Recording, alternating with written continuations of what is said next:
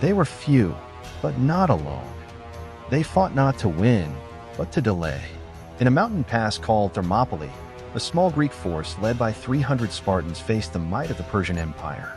Their stand became a symbol of courage for thousands of years. This is the true story of that battle. Spartan society was built on discipline, order, and warfare. Boys were inspected at birth. At age 7, they entered the agoge, a state-run military program. They learned survival, obedience, endurance in combat. Helots, an enslaved local population, worked the land so Spartan men could train full-time. Women trained in athletics and were expected to produce strong children. King Leonidas himself completed the same harsh upbringing as every Spartan citizen soldier. King Xerxes I of Persia wanted to avenge his father Darius' loss at Marathon and bring Greece under Persian control. He assembled a force estimated by modern historians at around 100,000 to 200,000 soldiers, enormous by ancient standards.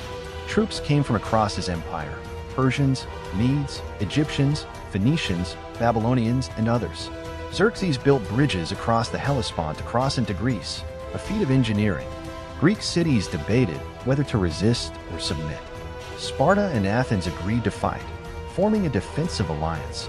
Greek leaders met at the Isthmus of Corinth to plan their defense.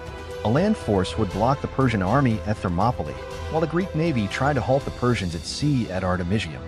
Due to a religious festival, the Carnea, and the Olympic Games, Sparta could not mobilize its full army.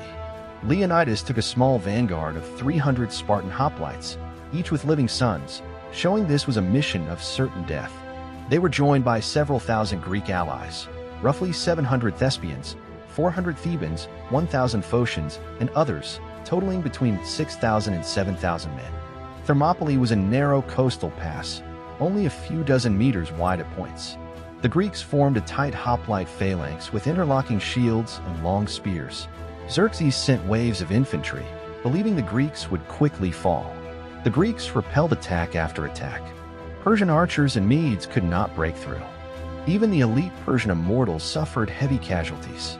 Greek discipline, heavier armor, and terrain advantage gave them the upper hand all day. On the second day, Xerxes again attacked, but the Greeks held their line. That night, a local Greek named Ephialtes betrayed his country, showing the Persians a hidden mountain path around Thermopylae. Xerxes sent a division overnight to flank the Greeks. Leonidas learned of this from scouts and decided to hold ground with a small rearguard while sending most allies away. The 300 Spartans stayed, along with about 700 Thespians who refused to retreat, and 400 Thebans who possibly stayed under orders. Surrounded from both front and rear, the remaining Greeks fought fiercely. Leonidas was killed during the fighting. According to historical record, his body was defended to the end. Most surviving Greeks were wiped out by arrows in close combat. The Persians won the battlefield, but lost thousands. The delay gave the rest of Greece precious time to prepare for future battles. After Thermopylae, the Persian army advanced but faced stiff resistance. The Greek navy, led by Themistocles of Athens, defeated the Persian fleet at the Battle of Salamis.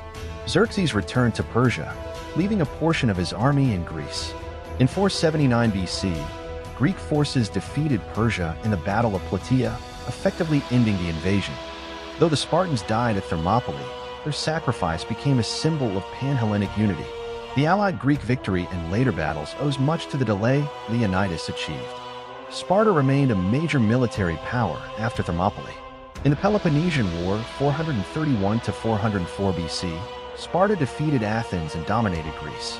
However, over time their population declined, and rigid traditions prevented adaptation. In 371 BC, Sparta suffered a major defeat at the Battle of Leuctra against Thebes. Later, during Alexander the Great's time, Sparta was no longer the dominant force in Greece. Though other powers rose and fell, Sparta became immortal through its ideals of discipline, sacrifice, and strength. The 300 Spartans and their allies gave their lives to slow a giant. They did not win that day, but they won something greater, a legacy of courage. Their story is not just legend, it is history. If this moved you, subscribe to Historica for more real stories from the past. And answer this in the comments. Would you have stood with them at Thermopylae?